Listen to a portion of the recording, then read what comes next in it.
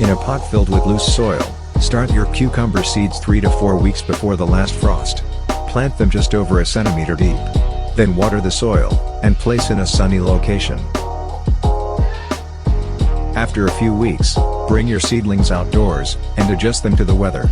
Then, transplant into a larger container or garden bed. Space each plant at least 30 centimeters apart. The plants should be transplanted no deeper than their original containers. Water the soil. Make sure the soil stays consistently moist, and avoid wetting the leaves when watering, as this can lead to mildew.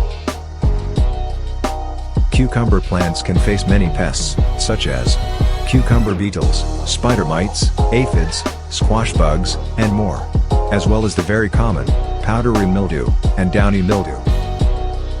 Treatments include removing infected leaves, ensuring good air circulation, and applying insecticidal soaps. Over-fertilizing can also increase the risk of diseases. Cucumbers do best in full sunlight.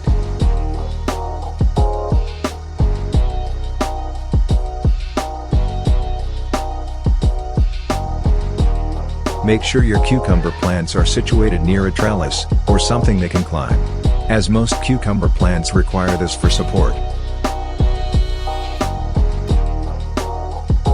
If the plants outgrow their trellis, continue to provide them with support.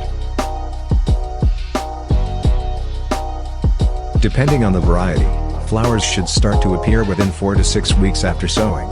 However, these initial flowers won't produce fruit. 1 to 2 weeks later, if pollinated, cucumbers should start to form.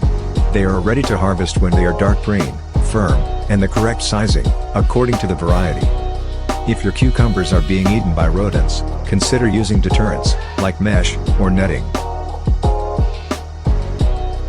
A healthy cucumber plant can produce between 10 to 20 fruit, or even more.